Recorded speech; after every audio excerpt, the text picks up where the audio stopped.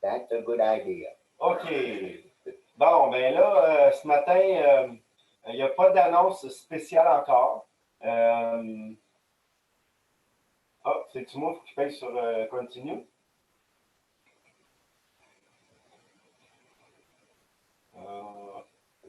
Continue. OK. Comme annonce spéciale ce matin, je vous invite à continuer de prier avec foi pour que, envers ceux qui ont de la difficulté encore à se brancher, ceux qui n'ont pas capable d'avoir de culte encore ce matin, on veut tout le monde ensemble d'un seul cœur, d'un même esprit, élever vers Dieu nos louanges. On veut d'un seul cœur ensemble venir à la rencontre de notre Dieu. Donc, je prie pour ces gens que Dieu permette qu'ils puissent, de quelque façon que ce soit, réussir à nous rejoindre pour les temps temporaires qu'on vit en ce moment. Je dis bien temporaire parce que j'ai la foi que ça va passer. Je vous inviterai aussi à être patient dans les temps qu'on vit. C'est très, très, très éprouvant, c'est très déstabilisant. Ça nous sort de notre routine, ça nous sort de tout ce qu'on est habitué, que c'est pas facile pour personne. Mais je veux vous encourager à patienter avec foi et avec amour et douceur dans toute cette épreuve-là. Comme annonce spéciale, oui, c'est ça, ce matin, s'il y en a qui n'étaient pas au courant encore, si leur repas du Seigneur n'est pas préparé, je vous inviterai à le préparer pour que quand on va arriver au repas du Seigneur, que vous soyez prêts. D'autres annonces spéciales?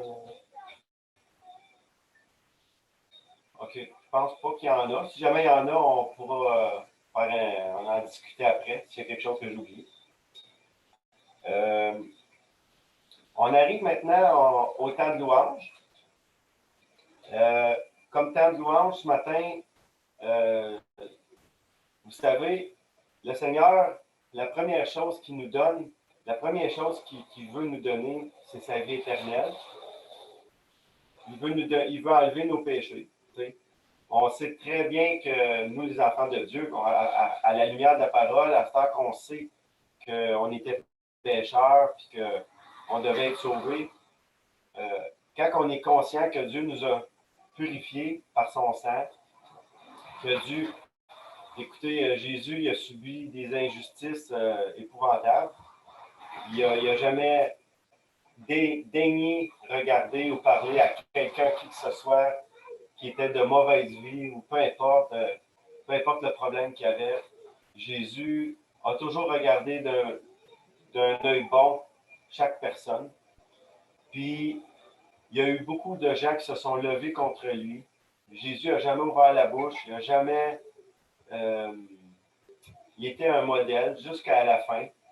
Puis, on peut le louer ce matin parce que, vu qu'il est notre modèle, vu qu'on s'appuie sur lui, on n'a pas besoin de tout connaître, de tout savoir. On a juste besoin de connaître Jésus, notre Sauveur, notre Maître. On a juste besoin d'avoir foi en lui et de lui faire confiance. Et Jésus, du haut du ciel, dans sa force, dans sa puissance, dans son amour, il va permettre qu'on traverse l'épreuve qu'on vit en ce moment. Donc, le temps de louange ce matin, je veux l'orienter dans vos cœurs dans le fait que juste le fait que Dieu vous a donné la vie un jour, vous avez venu au monde, dans ce monde, qu'après ça, il a envoyé quelqu'un qui vous a parlé de lui, ou ça peut être quelque chose, ça peut être un livre, ça peut être un traité que le Seigneur vous a abordé la première fois. Vous avez eu une autre grâce, puis ça va plus loin que ça, il est allé même jusqu'à mourir à la croix pour effacer nos péchés. Donc, on a reçu la vie, on a reçu l'amour, on a reçu le pardon des péchés, on a reçu un ami, un Dieu fidèle. Il est digne de louange, honneur et adoration, notre Seigneur. Donc, on va aller dans le temps de louange. On va faire un peu comme mercredi soir. On va gérer les micros un à la fois. C'est le premier qui veut commencer, il peut lever son pouce pour louer le Seigneur, puis On va ouvrir le micro, puis fermer les autres micros restent fermés, puis on va y écouter. Il faudrait que tu viennes ici. Viens-t'en. Viens-t'en. On va laisser Daniel pour commencer. Là, il veut prier. Louer le Seigneur. Ah oui, Père éternel, Dieu Tout-Puissant, quelle joie, Seigneur, qu'on puisse se rassembler. Tu as pourvu, Seigneur, même avec l'électronique, qu'on puisse rencontrer, Seigneur, même si ce n'est pas en personne, on peut se voir, Seigneur, et être ensemble pour ta parole. Oui, Seigneur, je te rends grâce, Seigneur, d'un jour, tu as mis quelqu'un sur mon chemin. Qui je suis, Seigneur, pour avoir de toi un si grand, merveilleux cadeau. Le cadeau de m'avoir donné ton Fils Jésus qui a payé à la croix pour tous mes péchés.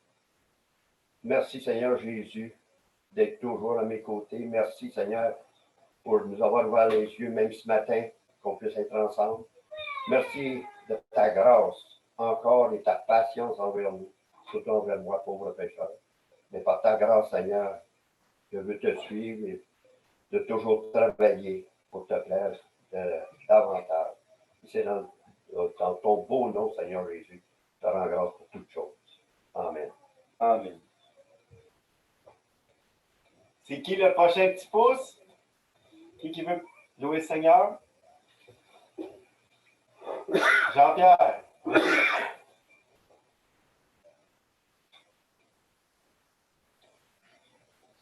Ah, bon Père du ciel, ce matin, je veux te louer pour ton Fils Jésus-Christ, qui a vécu sur cette terre une vie parfaite en toute occasion. Seigneur Jésus, il a vécu toutes les situations. Il en a vécu même qu'on n'aura jamais à vivre, Seigneur. Et dans tout ce qu'il a vécu, il a toujours agi et réagi de la manière, Seigneur, que toi, tu voulais qu'il agisse. Merci, Seigneur, que maintenant, on peut copier Jésus. La Bible nous exhorte à être des imitateurs de ton Fils Jésus-Christ. Et Père, je te prie de nous aider à marcher toujours d'une manière que Jésus approuve, une manière comme Jésus aurait fait. Merci de ce que nous avons la puissance par ton Saint-Esprit pour pouvoir imiter ton Fils Jésus-Christ de la meilleure manière possible. Gloire à toi, Seigneur, au plus haut des cieux. Amen. Amen.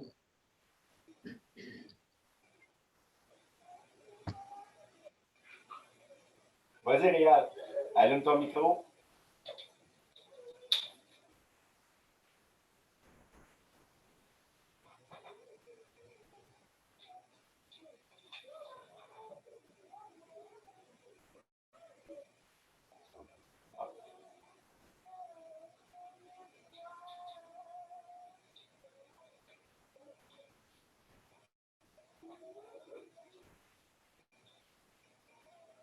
Réal, il y a un petit peu de misère.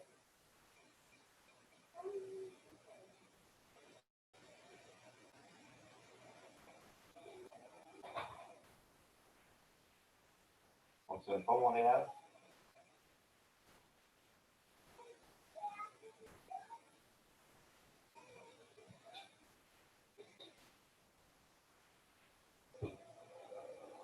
OK. Ben, en attendant, vu que Réal, ça ne fonctionne pas, y a-t-il quelqu'un d'autre qui veut louer le Seigneur?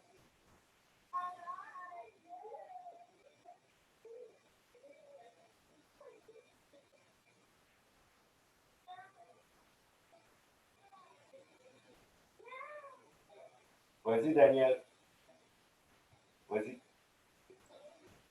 Seigneur, oui, certainement, combien on veut te louer pour ta mort sur la croix, Seigneur. C'est ce qui nous rassemble en tant qu'enfants de Dieu. Et Père, pour te dire merci, je vais utiliser les paroles du prophète Ésaïe, Seigneur, qui nous dit que tu as été méprisé et abandonné. Tu as été un homme de douleur, habitué à la souffrance, semblable à celui dont on détourne le visage. On t'a dédaigné. On n'a fait aucun cas de toi, Seigneur. Et pourtant, c'est nos souffrances que tu as portées, c'est nos douleurs que tu t'es chargé. On t'a même considéré comme puni, Seigneur, puni de Dieu, frappé, humilié. Seigneur, les gens ont ri de toi disant que c'était vraiment dur de descendre de la croix.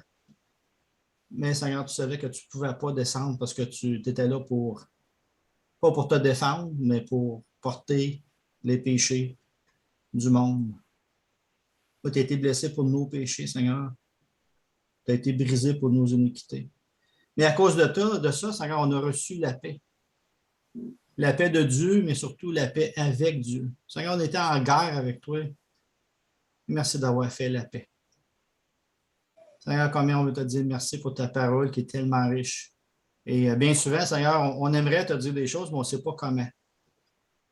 Mais merci parce que ta parole, Seigneur, nous aide à louer ton nom, Seigneur. Et combien de fois, surtout dans les psaumes, on est encouragé, Seigneur, à louer ton nom pour qui tu es, pour ce que tu as fait. Et que ton nom soit loué, Seigneur, aujourd'hui. Merci pour ce temps en Église. Et Seigneur, ma prière, c'est viens au secours de nos églises, Seigneur. On a besoin de se voir, de prendre du temps ensemble, Seigneur. Le Nouveau Testament est rempli de les uns les autres. Comment pratiquer les uns les autres, Seigneur, quand on est chacun devant un ordinateur? Seigneur, viens à notre secours. Et merci de ce que tu vas faire, Seigneur. À toi soit la gloire et merci parce qu'un matin, malgré tout ce qui se passe, Seigneur, comme lors du déluge, tu es encore assis sur ton trône et tu règnes, Seigneur. Encore une fois, merci pour ton pardon, ta grâce, ta bonté, ton amour. Et surtout, merci parce que tu reviens, Seigneur Jésus, et de nous t'attendre. Amen. Amen.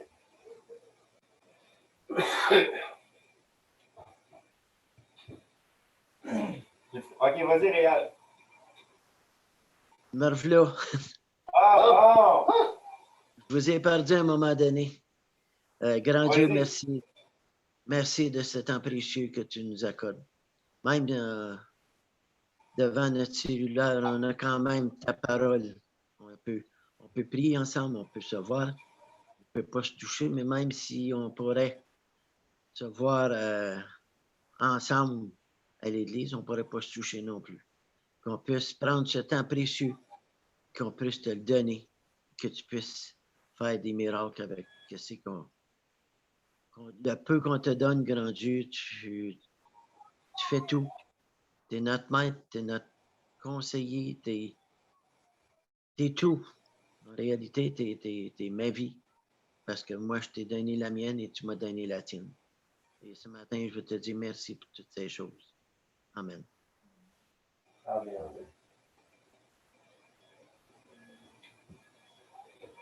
Merci, Réal. Merci tout le monde. Je vais terminer le temps de louange avec une louange, moi aussi. Puis après ça, on va aller dans le repas du Seigneur.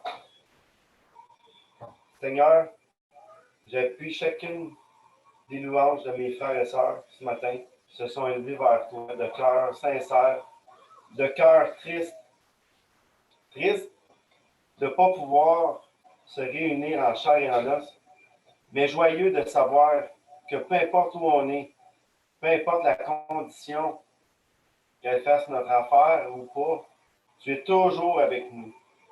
Tu es toujours, tous les jours. Je suis avec vous tous les jours, jusqu'à la fin du monde, tu pourrais dire, que tu nous as promis. Moi, Seigneur, ce matin, je suis heureux d'être tout simplement debout, en bonne santé, avec un cœur qui est capable de voir la création autour de lui, avec des yeux qui voient le Dieu Tout-Puissant dans chaque petite chose qui m'entoure. Et ça me donne une joie immense. Mais c'est pas parce que j'ai cette joie immense-là que j'ai pas la tristesse de ne pas pouvoir aller dans le lieu de culte ce matin avec mes frères et sœurs, pouvoir rire, jaser, pouvoir se donner des caresses, pouvoir dire combien qu'on a hâte de faire la prochaine activité, parler de la prochaine activité, parler des prochaines choses, parler de se voir, interagir, avoir de la vie, de la chaleur humaine. Mais Seigneur, je patiente avec foi parce que je sais que tu ne laisseras pas les choses aller trop longtemps comme ça. J'en suis convaincu. Et je te rends grâce, honneur et louange pour le Dieu tout-puissant, merveilleux que tu es, Jésus. Amen. Amen. Bon, maintenant, on arrive au repas du Seigneur. Puis, vous savez, le repas du Seigneur, il est très important.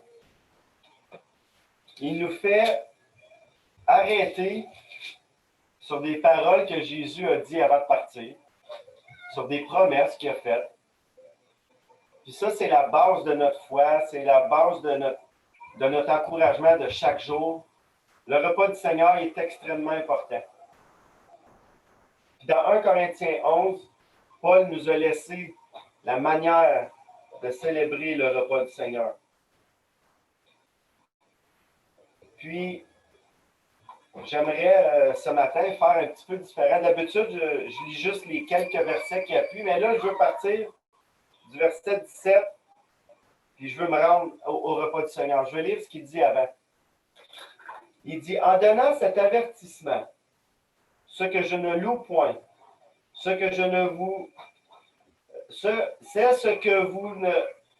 Excusez, là, je veux juste vous avertir, là, j'ai un œil que je ne vois pas bien, là. C'est pas évident des fois de lire, là. Je vais vous demander votre patience. C'est que vous vous assemblez, non pour devenir meilleur, mais pour devenir pire. C'est Paul qui parle. Il dit, et d'abord, j'apprends que lorsque vous vous réunissez en assemblée, il y a parmi vous des divisions. Et je crois en partie. Car il faut qu'il y ait des sectes parmi vous, afin que ceux qui sont approuvés soient reconnus comme tels au milieu de vous. Paul nous met une mise en garde, puis il nous avertit de ce qui s'en vient. Lors donc que vous vous réunissiez, ce n'est pas pour manger le repas du Seigneur. Car quand on se met à table, chacun commence par prendre son propre repas, et l'un a faim tandis que l'autre est ivre. N'avez-vous pas des maisons pour manger et boire? Ou méprisez-vous l'Église de Dieu? Et faites-vous honte à ceux qui n'ont rien. Que vous dirai-je? Vous louerai-je? En cela, je ne vous louerai point. Paul, il nous avertit, c'est pas une belle avertissement, c'est pas quelque chose de joyeux là, qui nous avertit. Puis on voit dans les temps qu'on vit en ce moment, moi, ma peur, je vais en parler tantôt un petit peu dans le message, c'est pas vraiment une peur, mais c'est plus quelque chose que j'appréhende, que je vois, là, que si, admettons, pour un exemple, ça durerait très longtemps, les églises fermées, là, puis on a beau essayer de faire des points de pression, on a beau essayer de faire des choses, mais que ça perdure, un exemple. Puis que là, les gens commencent de plus en plus à se réunir à cachette dans les maisons, comme que c'est dit qu'il va arriver. Êtes-vous conscient des sectes qui vont se mettre à pousser dans ça? Ça va être épouvantable. Puis quand on lit ça, puis au verset 18, il dit, « Et d'abord, j'apprends que lorsque vous vous réunissez en assemblée, il y a parmi vous des divisions, je le crois en partie. Il faut aussi qu'il y ait des sectes parmi vous. On ne pourra pas l'empêcher, malheureusement. Il faut qu'il y ait. Il dit que ça va arriver. Puis quand on voit ce qui se passe en ce moment, moi, c'est ça qui m'inquiète un peu beaucoup. Le fait qu'il y en a qui vont adhérer à autre chose que leur Église, parce que là, leur Église est fermée. Puis ça va faire de la division, puis ça va créer plein de mouvements qui sont anti-Dieu. Mais on ne peut pas l'empêcher, il dit que ça va arriver. Par contre, on peut s'encourager de se dire qu'on sait que quand on voit ces choses-là, on s'approche du retour du Seigneur. Il n'y a pas de date précise, sortez pas de date, ne faites pas les faux prophètes, comme il y en a qui ont fait. Mais soyez vigilants, soyez aux aguets, parce qu'on voit les jours s'approcher. Après ça, Paul, il dit, quand on prend le repas du Seigneur, au verset 26, toutes les fois que vous mangez ce pain et que vous buvez cette coupe, vous annoncez la mort du Seigneur jusqu'à ce qu'il vienne. C'est ça qu'on fait. Quand on prend le repas du Seigneur, à l'intérieur de notre cœur, on se rappelle que Jésus, il ne nous a pas oubliés. Il va revenir. Ensuite, Paul, il dit, ici, l'avertissement est très sévère de Paul. Est c'est une mise en garde importante. C'est pourquoi celui qui mangera le pain ou boira la coupe du Seigneur indignement sera coupable envers le corps et le sang du Seigneur. L'avertissement est très sévère. Mais regardez la solution remplie de sagesse que Jésus offre. Est-ce qu'il dit de ne pas prendre le repas du Seigneur? Non. Mais il dit que chacun s'éprouve soi-même et ainsi qu'il mange du pain et boive de la coupe. On doit regarder à l'intérieur de notre cœur, pas la pompe qui pompe le sang, là. Notre cœur que Jésus nous a donné, là, notre esprit. On doit regarder si on n'a pas de l'amertume, des petits bobos en dedans, soit envers nous ou envers les autres, ou envers un organisme quelconque. Pour prendre le repas du Seigneur, le Seigneur il nous met en garde. Il ne veut pas qu'on prenne la communion avec lui avec un chaudron d'amertume. C'est dangereux. C'est poison. C'est pire que la COVID, ça. Mais Jésus, lui, ce n'est pas un vaccin qu'il veut nous donner. C'est une courte prière sincère dans le cœur, puis lui, il vient enlever tout ça. Je vous invite à prendre un moment pour vous éprouver avant de prendre le repas du Seigneur. De rejeter, de laver par le sang de Jésus, par la grâce de Dieu, toute amertume ou colère qui pourrait s'être installée dans votre cœur. Puis je sais que ce n'est pas de votre faute. C'est le malin qui vient faire ça. C'est le malin qui vient faire ces choses-là dans nous. Mais si on s'appuie sur le Seigneur, on balaye et on nettoie en lui demandant, on n'a pas besoin de plus. On a juste besoin de croire qu'après ça, notre ménage y est fait, que Jésus nous a pardonné, puis on est en communion directe avec notre Dieu. Prenons un temps pour s'éprouver chacun soi-même avant de prendre le repas du Seigneur.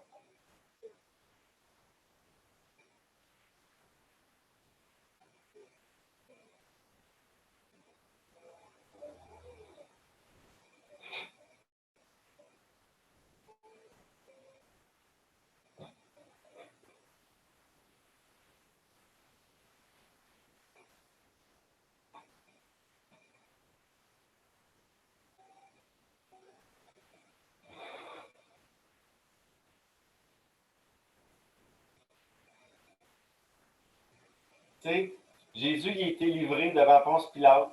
Lui qui a rien fait de mal à personne, qu'au contraire, il a fait que du bien. Puis regardez qu'est-ce qu'ils ont fait, imaginez. Puis par-dessus ça, Jésus ne leur en voulait pas. Imaginez comment qu'on a un Dieu hors de toute compréhension, hors de compréhension de la chair humaine, qui, elle, veut se venger, veut punir, veut se battre, puis veut la colère.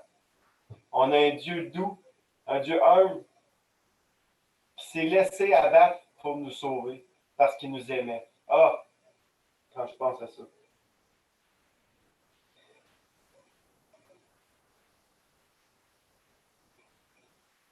Maintenant, on arrive au repas. Verset 26. Je l'ai dit, excusez. On est rendu au verset 28. On vient de s'éprouver chacun soi-même. Je demanderais, on a l'habitude de faire prier notre frère Daniel pour le pain. J'aimerais ça inviter Daniel à prier pour le pain. Vous pouvez préparer vos morceaux de pain en attendant. Ah, Seigneur Jésus, ce temps, ça fait réfléchir. Merci, Seigneur, pour toutes ces instructions. On ne prend pas ce pain à la légère. Seigneur Jésus, comme Carl vient de dire, tu t'es donné même devant Pilate. Ils ont approuvé un malfaiteur, un criminel, ils ont mis libre de toi et ton crucifié. Oui, ton Père t'avait demandé cet ordre. Parce que tu nous as aimés jusqu'à la mort. Seigneur Jésus, on veut te louer, rendre grâce pour toutes les souffrances que tu as prises pour nous. Oui, Seigneur, qui sommes-nous? Mais ton amour est plus grand. Tu as vaincu la mort, tu as vaincu Satan. Tu es sorti victorieux. Seigneur, aide-nous à ne pas oublier ce repos, qu'on prend ce repos pour ta gloire. Et qu'on soit sincère du cœur, que tu nous as tout enlevé, nos péchés, tout ce qu'on, l'amertume qu'on peut avoir, Seigneur Dieu. Comme Carl l'a dit, Satan veut qu'on marche tout quoi.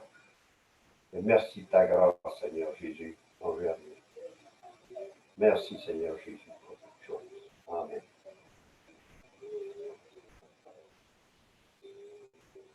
Et Paul dit, car j'ai reçu du Seigneur ce que je vous ai enseigné. C'est que le Seigneur Jésus dans la nuit fut livré, prit du pain. Après avoir rendu grâce, il le rompit et dit, ceci est mon corps qui est rompu pour vous. Faites ceci en mémoire de moi. Prenez le pain en mémoire de Jésus.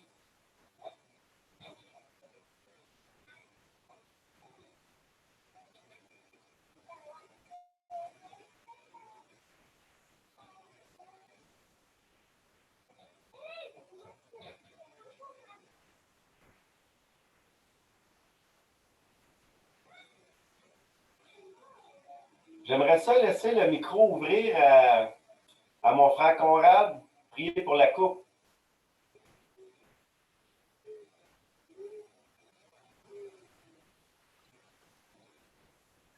Seigneur Dieu Tout-Puissant, te remercie ce matin parce que on peut se réunir ensemble quand même, Seigneur Dieu, pour partager ce repas, Seigneur. Merci pour te permettre à l'homme qu'on puisse savoir te donner aux hommes de donner la technologie, Seigneur Dieu, qu'on puisse se rencontrer ce matin. C'est pas toutes des mauvaises choses que c'est l'Internet, Seigneur Dieu, mais on peut s'en servir pour toi aussi. Père, merci pour Carl qui va nous emmener ta parole ce matin, Seigneur Dieu, que ça vienne de toi, Seigneur. Père, je te remercie pour cette coupe, Seigneur Dieu, que nous allons prendre en mémoire de toi, Seigneur. Amen. Amen. De même, après avoir soupé, il prit la coupe et dit, cette coupe est la nouvelle alliance en mon sang. Faites ceci en mémoire de moi toutes les fois que vous en boirez. Prenez la coupe en mémoire de ce que Jésus a fait pour vous.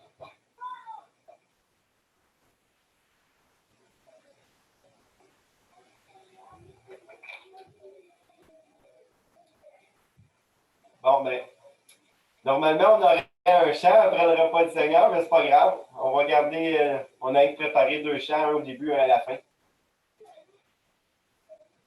Maintenant, on arrive au message. Comme vous le savez, depuis plusieurs dimanches, on est dans un thème qui est la Bible au quotidien, l'importance de lire la Bible, l'importance d'accorder toute notre confiance à ce qu'on lit dans la Bible, parce que c'est elle qui nous enseigne, c'est la parole de Dieu. Puis la semaine passée, on a terminé notre dernier sujet, c'était la justice. Puis cette semaine, on est rendu, le point suivant, c'est l'injustice. Vous allez tourner avec nous à 1 Pierre 18.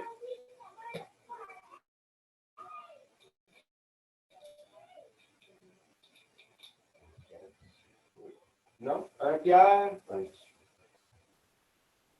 Oui, c'est ça, c'est 1 Pierre 1, 18 probablement. J'ai fait une erreur. 1 Pierre 1, 18. Oui, c'est bien ça.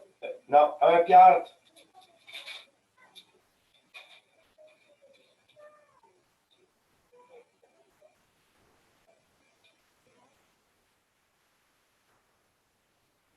Non, j'ai fait une erreur. Là, attendez. C'est-tu 3,18? Je pense que c'est 3,18. Oui, tournez dans 3,18. 1 Pierre 3,18.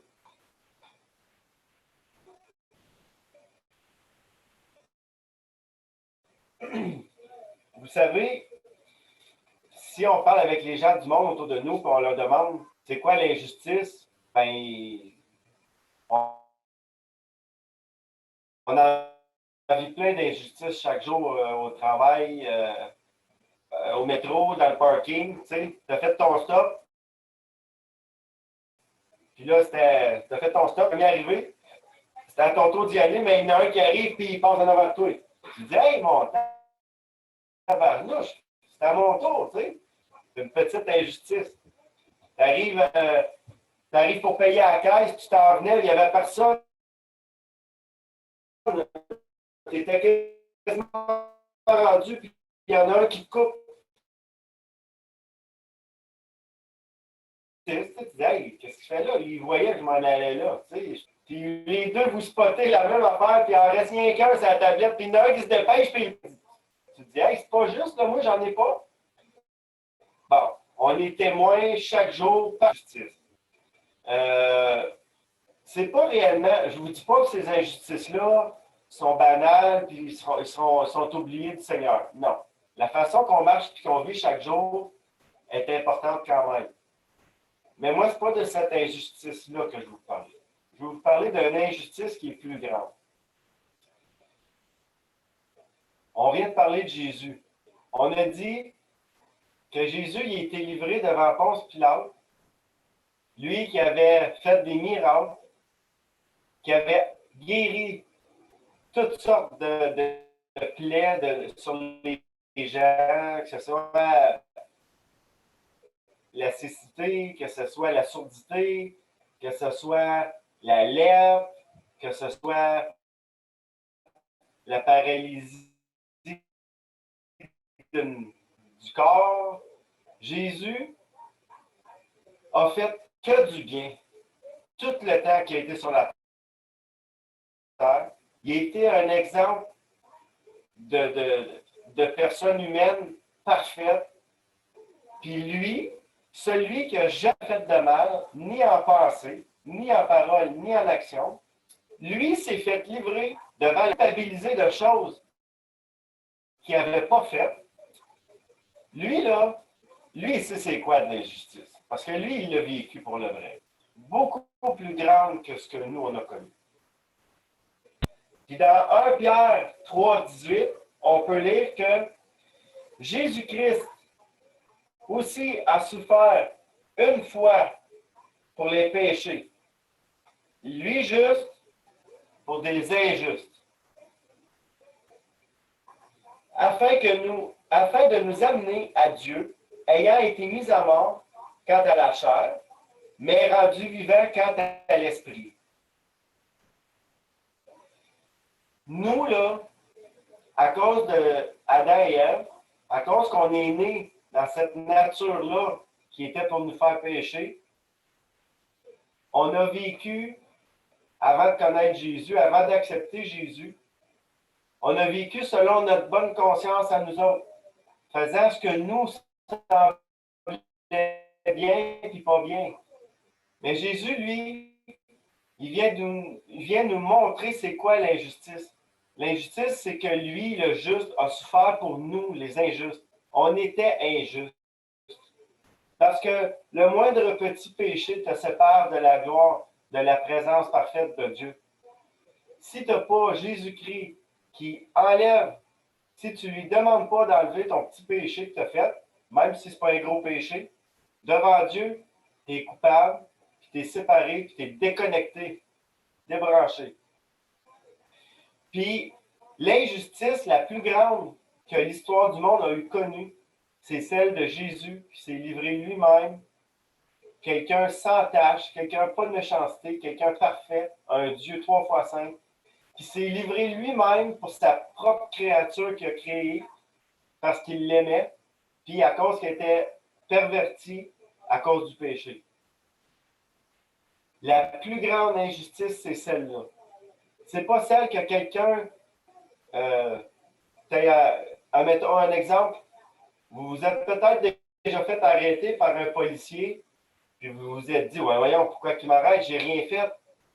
Puis là, le policier arrive, puis, ouais, mais là, je trouve que votre stop que vous avez fait là-bas, là, c'était pas un arrêt vraiment complet, là, c'était plus un stop américain, puis là, toi, tu te dis, ben non, j'ai vraiment fait mon stop.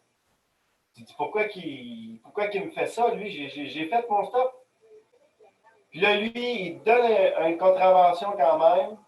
Il t'envoie devant le juge, puis là, toi, tu contestes, parce que tu dis non, non, non, j'ai fait mon arrêt, monsieur le juge. Je ne sais pas pourquoi le policier dit que je ne l'ai pas fait, mais je vous le jure, je l'ai fait. Je ne peux pas le laisser me dire que je ne l'ai pas fait quand je sais éperdument dans mon cœur que je l'ai fait.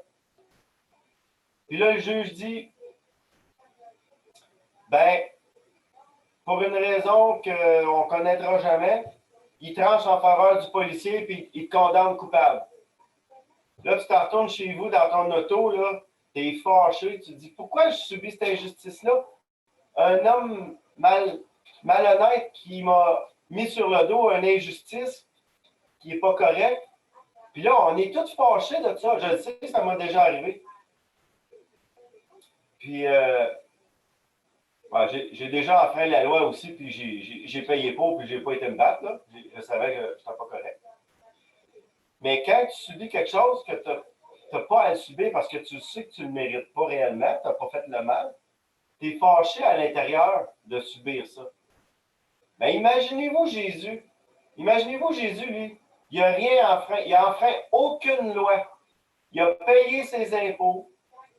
Il ne s'est jamais rebellé contre Ponce Pilate. Il ne s'est jamais rebellé contre les pharisiens dans son temps. La seule chose qu'on voit, c'est que Jésus, à un moment donné, il s'est fâché quand il a vu qu'il prenait le lieu saint, le temple de Dieu, pour une caserne de voleurs. Ça, on a vu que Jésus il a démontré une colère. Mais c'est la seule place à cause de l'argent. Mais pour tout le reste, Jésus a été soumis à toute autorité, a démontré un amour si grand, si parfait. Puis lui, il s'est fait crucifier pour des choses qu'il n'avait pas faites. Y a-t-il quoi de plus injuste que ça? Mais ça va au-delà de l'injustice. Dieu a pris cette injustice-là, puis il l'a rendue juste pour nous. Lui, coupable, on va relire le verset 18. Christ aussi a souffert une fois pour les péchés, lui le juste, pour des injustes, afin de nous amener à Dieu, ayant été mis à mort quant à la chair, mais ayant été rendu vivant quant à l'esprit. Jésus, il fait tout contraire à ce que l'homme pense. Jésus, là, il est contraire à nous autres. Comment est-ce que on peut comprendre que quelqu'un va aller s'offrir lui-même pour sauver ses ennemis? Moi, je ne suis pas capable de faire ça. Physiquement, là, puis moralement, là, je ne pense pas que je serais capable de dire bon, ben, un tel, là, il est condamné en prison parce qu'il a violé des enfants, parce qu'il a battu des femmes, parce qu'il a volé, parce qu'il a tué. Puis moi, je vais dire, ben non, j'aimerais mieux que cette personne-là vive. Moi, je vais aller mourir pour elle. Je ne suis pas capable de faire ça. Je ne suis pas Dieu. Je ne suis pas assez dans ma tête, dans mon cœur, dans mon corps. Je suis trop limité dans mes pensées, dans mon amour. Mais Jésus, c'est ça qu'il a fait. Il est allé mourir même pour ces gens-là. Il n'approuve pas ce que ces gens-là ont fait. Pas du tout. Dieu n'approuve pas le péché, puis il ne l'approuvera jamais, puis il ne l'a jamais approuvé. Mais Dieu aime le pécheur et non le péché que le pécheur fait. Pour faire la différence entre les deux. Très, très, très important. Donc, si un jour vous vous posez des questions sur l'injustice, rappelez-vous que la plus grande injustice qu'il y a eu dans l'histoire du monde, c'est Jésus qui l'a subi parce qu'il nous aimait. Le restant, là, c'est rien à comparer de lui.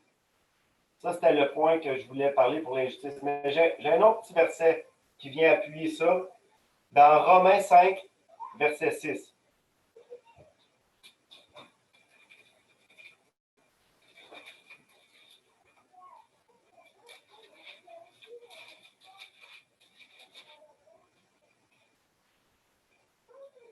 Car lorsque nous étions encore sans force, Christ, au temps marqué, est mort pour des impies. À peine mourrait-on pour un juste, quelqu'un peut-être mourrait-il pour un homme de bien. Écoutez, Jésus est mort pour nous autres. Il est mort pour des injustes. On ne méritait pas la gloire de Dieu. On ne méritait pas la grâce de Dieu. Puis Jésus l'a fait pour nous autres. Ça devrait répondre en partie à des questions qu'on pourrait avoir sur l'injustice. J'espère que ça vous a exhorté, aidé à comprendre un peu aussi ces choses-là. Maintenant, le deuxième point, on est rendu. La Bible parle de plusieurs choses. Elle parle aussi sur la fin des temps. La fin des temps. On pourrait dire, comme le monde dit, la fin des temps comme on la connaît. Hein? Vous avez sûrement déjà entendu cette petite phrase-là. La fin des temps comme on la connaît. Oh, oui. Mais on va aller voir comment est-ce que la Bible nous parle un petit peu de la fin des temps. Bon, là, ça, c'est un sujet qui est très large, qui pourrait être approfondi là, énormément. Aujourd'hui, on fait un petit survol là-dedans. On va regarder quelques versets, mais on ne rentre pas en gros détails parce que ça prendrait trop de temps. Mais on va regarder qu'est-ce qu'on peut voir sur la fin des temps. Un petit peu pour se rappeler des choses parce qu'on vit des choses difficiles en ce moment, puis ça pourrait nous aider à comprendre des choses. Vous allez tourner dans 1 Thessaloniciens 4, chapitre 4, verset 16.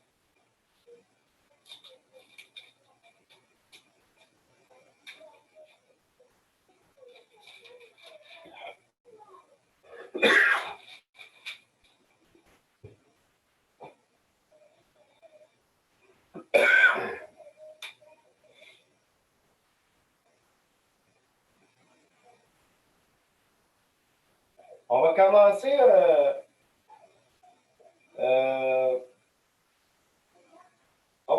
au verset 13, si vous voulez bien. Nous ne voulons pas, frères, que vous soyez dans l'ignorance au sujet de ceux qui dorment, afin que vous ne vous affligez pas comme les autres qui n'ont pas d'espérance. Ceux qui n'ont pas d'espérance, ben, c'est les gens du monde qui ne connaissent pas Dieu. Car si nous croyons que Jésus est mort et qu'il est ressuscité, oui, on peut répondre oui à cette question-là. Croyons aussi que Dieu ramènera par Jésus avec lui ceux qui sont morts. Voici en effet ce que nous vous déclarons d'après la parole du Seigneur.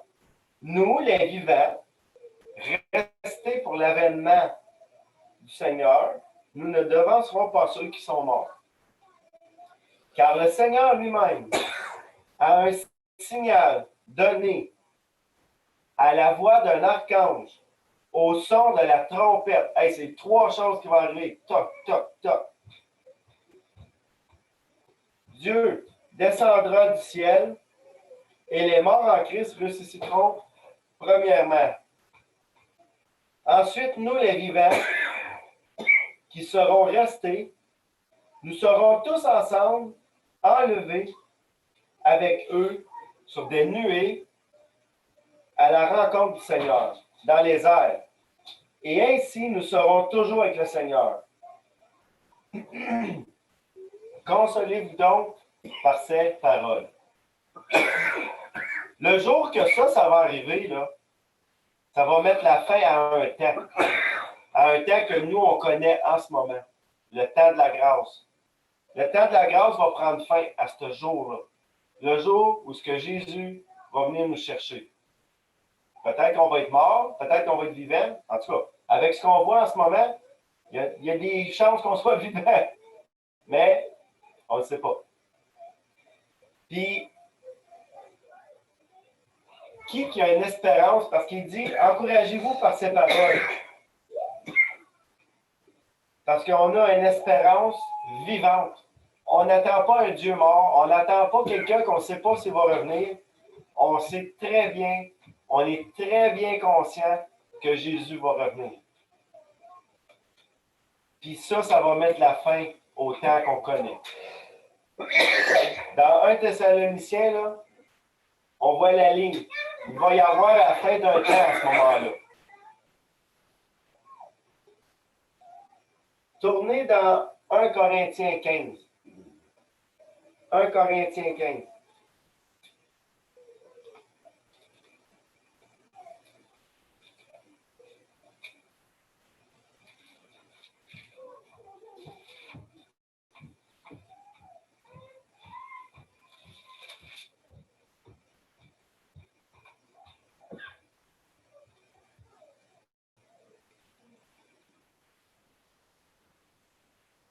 Verset 51.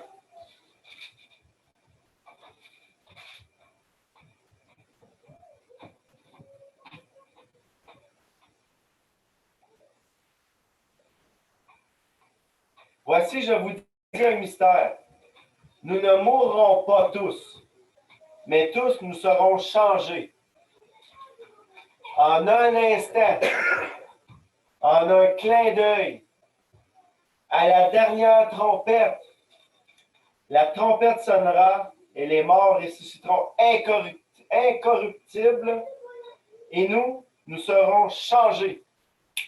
En un clin d'œil. Car il faut que le corps corruptible revête l'incorruptibilité et que le corps mortel revête l'immortalité. C'est-tu pas merveilleux ces paroles-là? Lorsque ce corps corruptible aura revêtu l'incorruptibilité et que ce corps mortel aura revêtu l'immortalité, alors s'accomplira la parole qui est écrite. La mort a été engloutie dans la victoire. Ô mort, où est ta victoire? Ô mort, où est ton aiguillon? L'aiguillon de la mort, c'est le péché. Et la puissance du péché, c'est la loi. Mais grâce soit rendue à Dieu qui nous donne la victoire par notre Seigneur Jésus.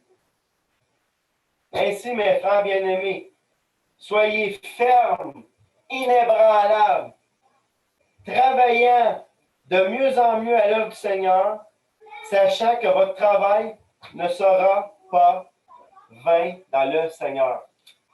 Je le sais que c'est plate, le Zoom. J'aime pas ça, moi non plus.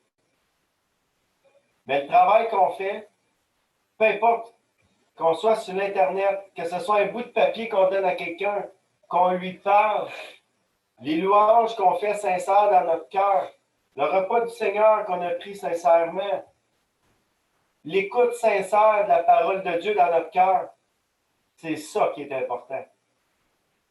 Puis, soyez assurés que Dieu va nous bénir. Il faut juste traverser l'épreuve. Il faut juste être patient. On sait que Jésus va revenir. C'est une assurance. On ne peut pas le douter. Mais on manque de patience. Tournez dans Matthieu 24, au verset 1.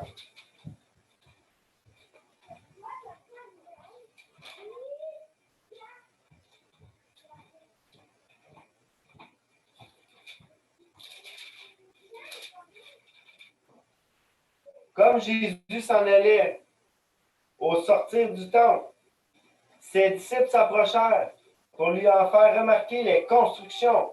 Mais il leur dit, « Vous voyez tout cela? Je vous le dis, en vérité, il ne restera pas pierre sur pierre qui soit renversée. » Il s'assit sur la montagne des Oliviers et ses disciples vinrent en particulier lui faire cette question. Il lui demande, « Dis-nous quand cela arrivera.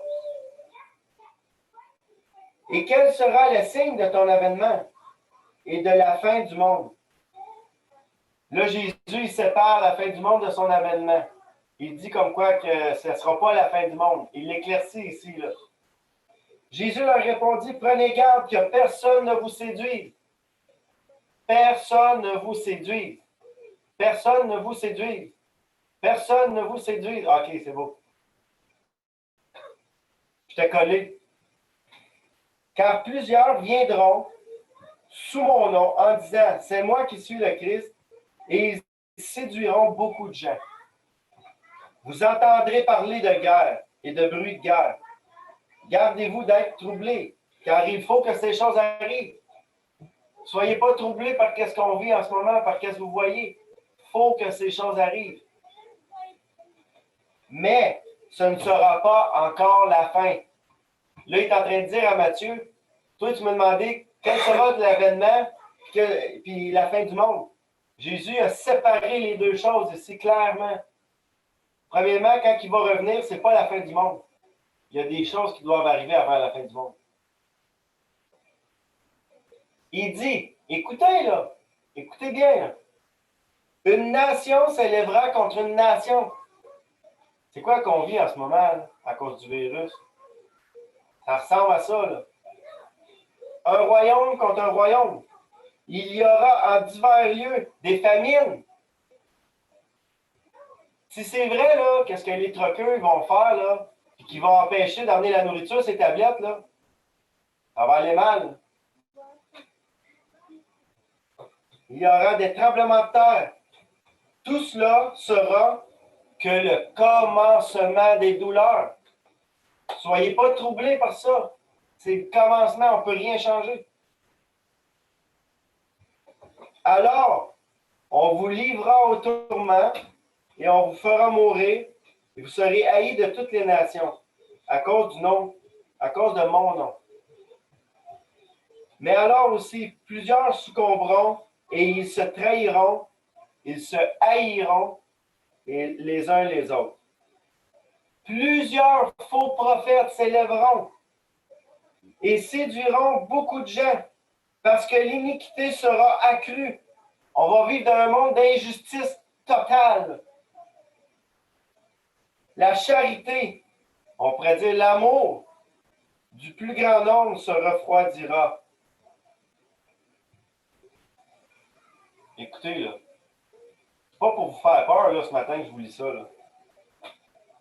Mais c'est pour vous dire, ces choses-là vont arriver. On ne peut pas se mettre la tête dans le sable. On est-tu rendu là? Je ne sais pas. Peut-être que tout ce qui se passe en ce moment, ça va peut-être prendre fin dans une couple de mois et on n'en parlera plus. Comme peut-être ça va perdurer et ça n'arrêtera jamais. Je ne suis pas prophète, je ne suis pas liseur de bonne aventure, je ne peux pas vous le dire.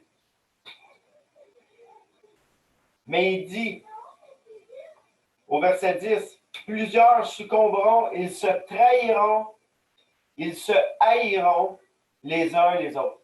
Moi, en tant que pasteur, je dois vous encourager à ne pas faire ça. Ne vous haïssez pas. Personne, ni frère, ni sœur, ni dans vos familles. Embarquez pas dans ce jeu-là. Puis quand j'ai dit tantôt, dans le repas du Seigneur, ma peur, c'est que plusieurs sectes se lèvent dans ces temps-là. Ben, regardez qu'est-ce qu'il dit. Au verset 11, il dit « Plusieurs faux prophètes s'élèveront et séduiront beaucoup de gens. » S'il vous plaît, faites-moi plaisir. Écoutez pas des gens qui sont remplis de colère, de fureur. Ne les écoutez pas, ne les suivez pas. Rejetez tout ce qu'il dit.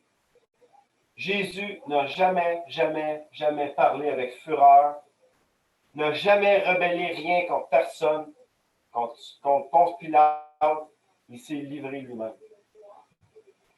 Dieu qui est dans le ciel, qui est plus fort que nous, va nous aider à traverser ces temps-là. Il ne dit pas qu'on ne les vivra pas, les enfants de Dieu. Non.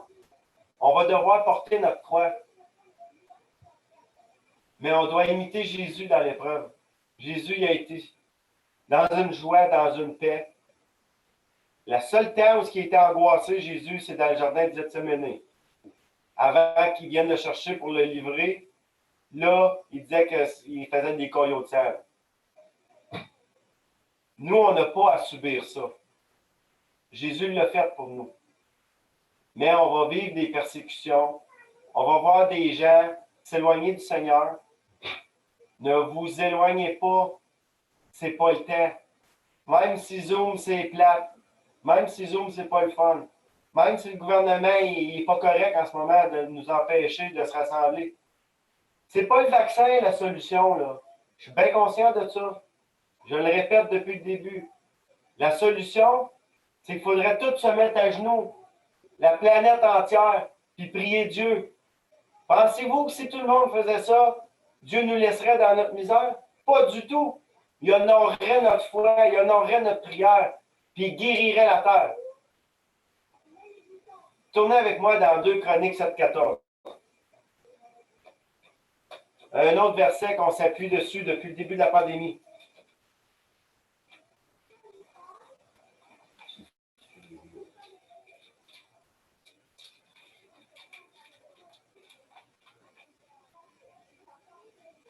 Oui, on est où? Avant les... 2 Chroniques 7,14. 2 Chroniques 7,14. Il parle à qui, là? Écoutez bien, s'il vous plaît. Si mon peuple... Ah, il ne parle pas au monde entier, là. Bon.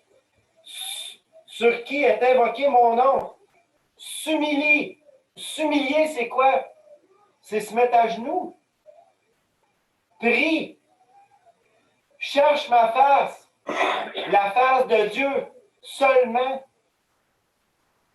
Il se détournera de ses il se détourne de ses mauvaises voies, je l'exauce. Écoutez là, écoutez les paroles.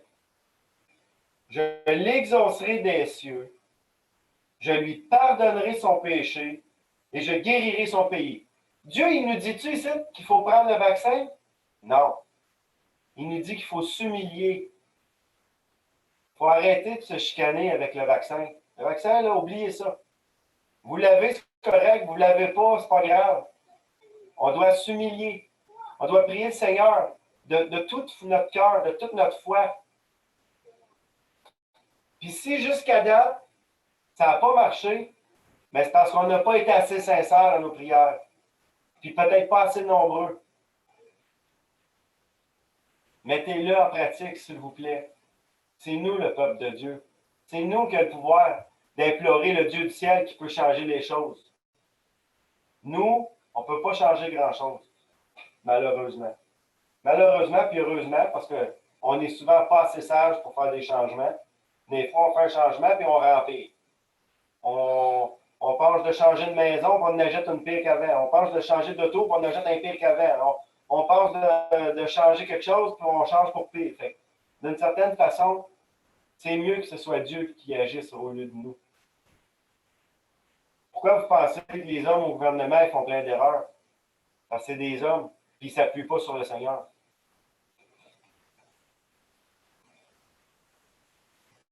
Frères et sœurs, c'est notre cœur qui va faire la différence. Puis c'est la foi en Jésus dans notre cœur qui va faire la différence. C'est pas parce qu'on est plein intelligent, c'est pas parce qu'on est meilleur, c'est pas parce qu'on est le peuple de Dieu, non.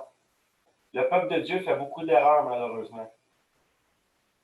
Mais s'il s'humilie, prie, et cherche la face de Dieu, Dieu va l'exaucer du haut des cieux. Il faut arrêter de chercher des solutions humaines, des solutions physiques. Il n'y en a pas.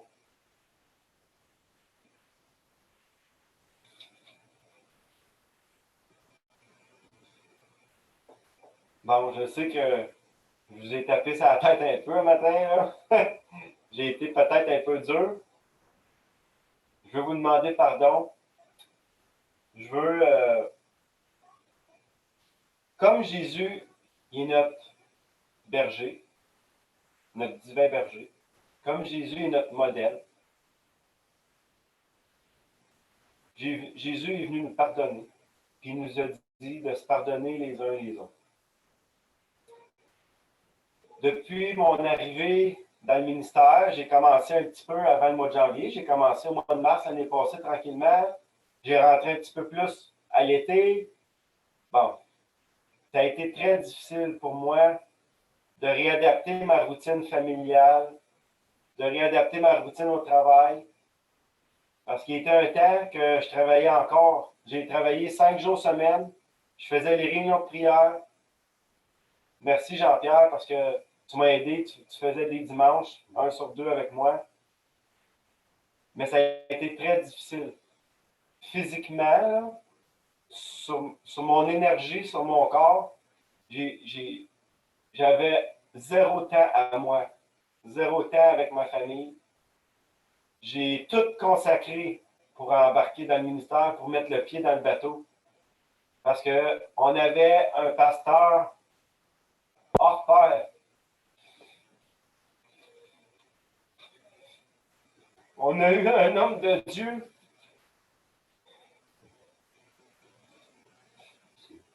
qui a consacré sa vie.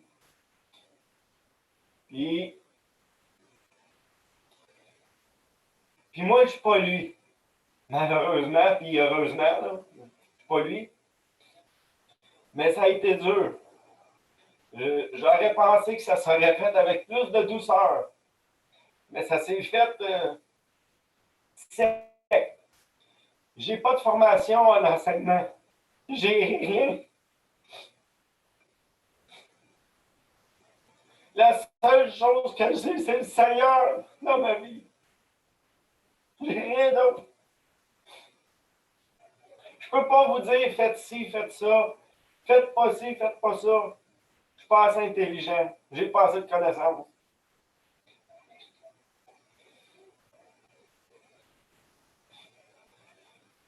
Mais à cause que j'aime Dieu et que je suis obligé de parler de lui parce que je l'aime, Dieu nous dit de se pardonner les uns les autres. Frères et sœurs, si vous voulez traverser ce qu'on vit là, c'est pas le vaccin, c'est le pardon que vous devez pratiquer. Moi, je m'en fous que vous soyez vacciné ou pas vacciné, je vous aime pareil. Pour moi, vous êtes un enfant de Dieu pareil, ça ne change rien. Vous n'êtes pas plus dangereux qu'un autre pour moi. Mais le danger, il est autant chez les vaccinés que chez les non-vaccinés si on garde de l'amertume dans notre cœur. S'il y a un non-vacciné qui a de l'amertume dans son cœur, il fait du ravage. S'il y a un vacciné qui a de l'amertume dans son cœur, il fait du ravage. Le poison, c'est plus le COVID, c'est l'amertume. Frères et sœurs, faites attention. Le danger, en ce moment, c'est pas la COVID. Dans le peuple de Dieu, là, c'est pas la COVID. C'est l'amertume. Rejetez-la au plus vite. Si M. Godin parlerait à matin, je vous garantis, il dirait la même chose que moi. Si Jésus parlait à matin par une webcam d'en haut, dans le ciel, il nous dirait « Pardonnez-vous ». Puis il dit « Moi, je vais vous bénir. Pardonnez-vous, aimez-vous les uns les autres, comme moi je vous ai aimé. » Il s'est livré lui-même. Moi, je ne peux pas le faire à votre place. Moi, je vous aime tous. Vous le savez, vous me connaissez. Vous me connaissez tous individuellement. Je n'ai pas de cachette pour personne. Mais je vous demande pardon si dans l'année ou les 2 dernières années, j'ai manqué de sagesse envers un de vous autres. Si vous sentez que je vous ai méprisé ou que je ne vous ai pas écouté, je vous demande pardon. Ce n'était pas mon intention, loin de là. Puis n'oubliez pas une chose, je ne sais pas tout puis je ne suis pas parfait. J'ai 4 enfants à la maison à m'occuper. J'essaie d'aider Vicky dans les tâches ménagères. J'ai encore des grosses responsabilités chez Traversée Bourbonnais, même si je suis rendu juste à 3 jours. Ils m'ont quand même laissé la charge de bien des choses, puis ils m'ont demandé que les 2 jours que je n'étais pas là, de m'assurer que j'étais disponible par téléphone ou même disponible à aller en vrai si jamais il y avait quelque chose. Puis ils m'ont demandé de m'assurer que dans les 3 jours que je suis là, que tout l'ouvrage que je dois faire pour pas que les gars manquent d'ouvrage ou manquent de matériel, que ça soit fait. J'ai quand même une grosse pression à ce niveau-là aussi. J'ai une pression au travail. J'ai une pression dans la parole de Dieu à vous l'enseigner malgré tout ce que le gouvernement il nous fait en ce moment, qui nous empêche. J'ai cette responsabilité-là. Il faut que je prenne soin de 4 enfants et de ma femme. Il faut que j'entretienne mes liens d'amitié. Il faut que j'essaie de prendre soin de ma famille. Écoutez, là, c'est pas facile.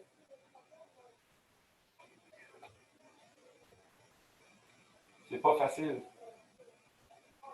Fait qu'il n'y a pas quelqu'un qui vient me dire à moi qui est plus capable. Quand je vous le dis, là, vous allez juste me faire broyer. S'il y a quelqu'un qui est plus capable, c'est moi. Mais je veux vous dire une chose. Si pendant 2 ans et demi, j'ai réussi à ma job, à supporter ce que j'ai enduré, puis à livrer le travail qui était très compliqué, avec du monde qui ne voulait pas le faire, si Dieu m'a supporté dans ce travail-là, ben je le sais qu'il va me supporter dans mon ministère. Mais c'est pas facile. Je suis un être humain, moi aussi, là. Je suis pas supérieur à vous autres, mais pas partout. Dieu m'a juste confié une tâche différente de la vôtre. Vous, les frères et sœurs, en ce moment, votre tâche, c'est de briller dans le monde. Puis moi aussi.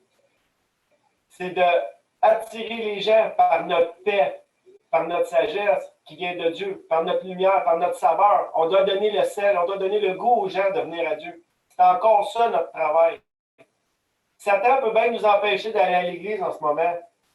On est capable de continuer à faire notre travail, de prier pour le Seigneur, de propager la paix aux gens du monde qui en ont zéro de paix. Tous les jours au travail, je suis là, moi, puis j'encourage mon boss. Je dis, fais-toi-en pas, Steph, c'est pas grave, on va passer au travers. Je sais que ça n'a pas d'allure, qu'est-ce qu'on vit, mais c'est pas grave. J'encourage tout le monde au travail, j'encourage tout le monde dans ma famille, j'encourage tout le monde dans l'église. C'est ça notre travail en ce moment. On est dans l'épreuve. Essayez pas d'avoir le taux parfait, là. Le taux, il claque, là, en ce moment.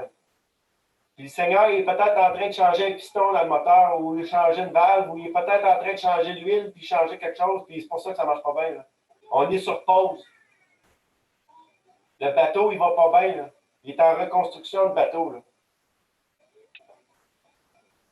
Mais à un moment donné, il va arriver qu'il va être correct. Moi, je n'ai pas vu d'épreuve qui ne finissent pas. C'est comme ça, la vie. Une épreuve, un petit break. Une épreuve, un petit break. Mais là, l'épreuve, ça fait 2 ans. Là. Je vous demande de la patience. Je vous demande de vous aimer. Je ne sais pas comment vous l'exigez. Je ne suis pas capable de vous l'exiger. Je ne peux pas faire ça. Je n'ai pas de baguette magique, là, puis je peux aller vous l'exiger de vous aimer ou de vous pardonner. Mais je vous le demande de tout mon cœur. Si je vous ai méprisé, si je vous ai fait du mal, si je vous ai contredit dans une de vos convictions, puis ça vous a blessé, je vous demande pardon, sincèrement. Puis je vous invite même à me contacter, puis on va jaser. Si j'ai des demandes de pardon à faire, je vais vous les faire. Je veux donner l'exemple de Jésus. Puis vu que c'est ça qu'il faut faire, ben je vais le faire. Je suis prêt à m'abaisser à tout. Parce que Dieu dit, celui qui s'élève, je vais l'abaisser. Mais il dit, celui qui s'abaisse, je vais le remonter. Ben moi, je vais m'abaisser. Je vais m'humilier. S'il faut que je vous demande pardon, je vais le faire. Je vous invite à le faire, pas parce que moi je le fais, parce que Jésus le demande. Je vous garantis que je vais tout faire ce qui est à mon possible. Aussitôt que la porte va ouvrir grande même, des activités qu'on va en avoir ensemble, la communion fraternelle, des épluchettes de blé d'Inde, des fêtes de Noël, là, je vous garantis, attelez-vous, je vais être comme une tâche après vous autres. Quand on va avoir le droit de faire des fêtes de Noël, la fête de Pâques, quand on va avoir le droit de se rassembler, je vais vous pousser dans le derrière pour que vous participiez, pour que vous vous engagiez à faire toutes sortes de choses, qu'on travaille ensemble pour avoir de la joie. Parce que Dieu nous a donné un esprit de joie. Elle commence dès aujourd'hui, au jour de notre salut, puis elle va continuer dans l'éternité. On a le droit d'être joyeux ici sur la terre, tout de suite, là. Et je vous le dis, on va en faire des déjeuners des hommes. On va en faire des soupers d'église, des dîners après l'église, après le culte. Puis le matin, quand vous allez arriver, ça va sentir le café dans l'église. Je vous le dis, je vais être là. Je vais m'en faire du café, m'en faire des muffins, m'en faire du bacon s'il faut. La joie va revenir. Je ne sais pas quand, je ne sais pas comment, mais je le sais. Je le sais parce que je crois en Dieu, je crois en Jésus. C'était ça mon message aujourd'hui. Je vous invite à vous remplir d'un esprit de paix et de joie et de patience dans les temps qu'on vit. Je vous aime tous énormément. J'ai hâte de passer du temps avec vous autres, mais j'ai aussi hâte de passer du temps avec mes grands-mamans, que je ne peux pas bébé aller voir parce qu'ils sont inquiets, eux autres. Ils ne sont pas dans le Seigneur. Puis ma famille, ma mère, mon père, mon frère, je m'ennuie d'eux autres aussi. Là. Je suis comme vous autres. Je souffre moi aussi de ça. Là. Mais je m'appuie sur le Seigneur. Puis je suis patient en attendant. On va courber nos têtes. On va faire une prière pour terminer le culte. Seigneur, ce matin, je n'énumère pas la liste de prières, mais tu la connais. Je veux élever chaque personne qui est sur cette liste. Je veux la mettre au pied de ta croix. Seigneur, avec un cœur sincère, je te prie pour tous ces gens qui ont besoin de toi, comme moi j'ai besoin de toi. Peu importe c'est quoi la raison, peu importe c'est quoi le besoin. Je veux tout, Seigneur, les remettre une fois encore entre tes mains. Pas parce que je pense que tu les as oubliés, mais parce que je veux démontrer la sincérité dans mon cœur, la persévérance que j'ai dans la prière pour ces gens-là, dans la persévérance que j'ai dans la prière pour mes gouvernements, même si je ne les approuve pas, puis je ne suis pas d'accord avec tout ce qu'ils font. Il faut que je te prie pour que tu intercèdes dans leur cœur, avec tout mon cœur. Je veux te dire merci d'avoir permis ce matin qu'on ait un culte. Merci, Seigneur, que tu aies permis à chacun de nous d'avoir des oreilles pour entendre. Je te prie, Seigneur, que le conduit qui part des oreilles et qui traverse le cœur, qui mette une petite pince quand ça arrive dans le cœur pour pas que ça sorte. Pour que ça reste là. Pour que la parole, ce matin, que tu nous as donnée, qu'elle rentre dans notre cœur et qu'elle remplisse de la seule chose que toi, tu peux la remplir, d'amour. S'il y a de l'amour, il n'y aura jamais de problème. Et toi, tu es la source d'amour. Seigneur, je t'implore, déverse beaucoup d'amour dans nos vies, dans nos cœurs, pour qu'on puisse te ressembler de plus en plus. Je veux te dire merci d'avoir été à la croix pour moi. Toi, juste, qui as souffert pour moi, injuste. Merci, Seigneur, pour cette matinée. En ton nom, je te prie, je te rends grâce et je te loue. Amen. Ah, Daniel, il veut dire un mot.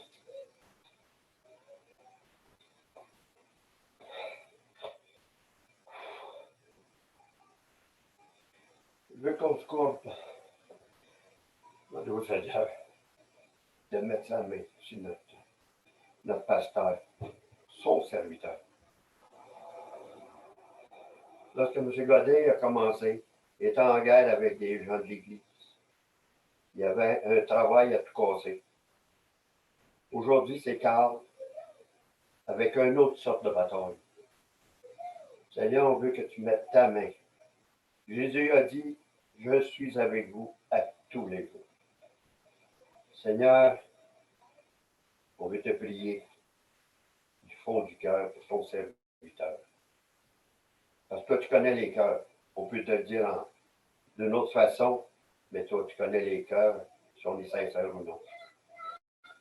Que tu puisses bénir ton serviteur, garde ta main sur lui. Qu'on puisse te prier pour qu'il ait le courage, la force de ce qu'il a à faire. Merci Seigneur Dieu, parce que tu nous permets encore aujourd'hui de se rassembler, même si on n'est pas en personne, on est en direct de notre façon. Que tu es avec nous en tout temps.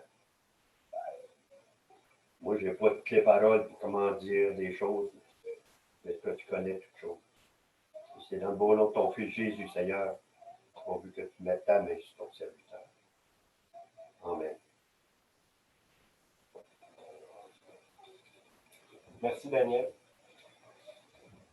J'apprécie beaucoup ta prière. Je vais demander à Manu. On va terminer avec un chant. Ah, oh, Manu, tu as changé de place. Tu étais en bas à gauche, puis là, tu es rendu à droite.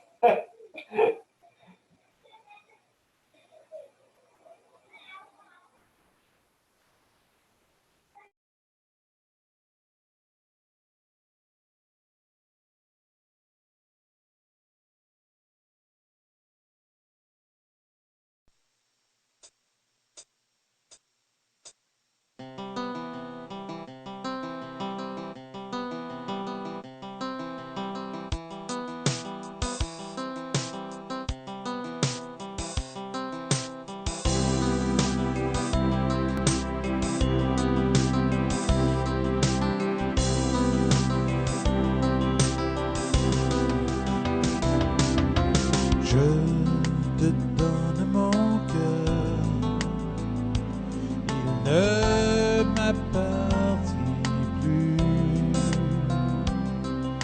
Ce que j'ai de meilleur, tout est pour toi, Jésus. Un parfum de valeur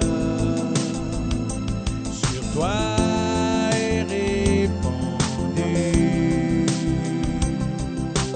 C'est l'offrande de mon cœur.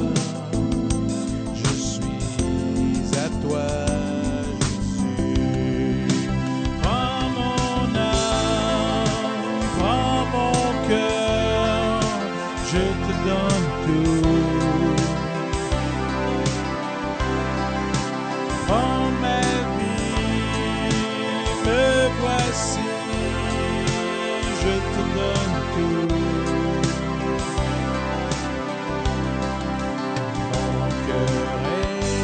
À toi,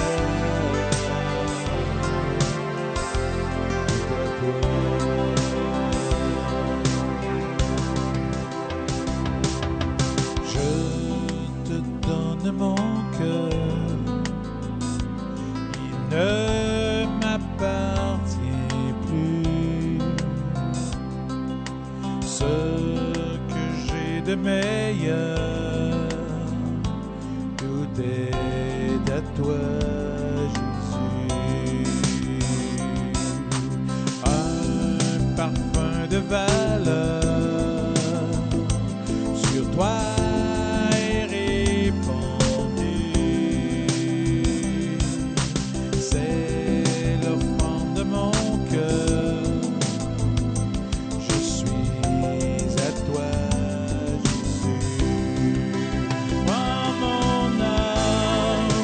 prends mon cœur, je te donne tout.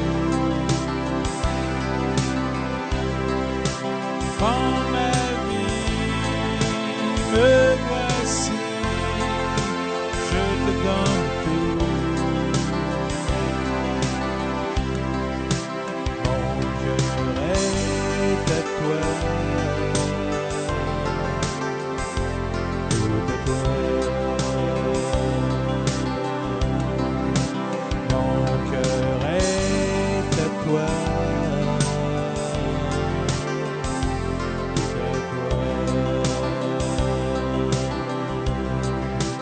Mon cœur est à toi.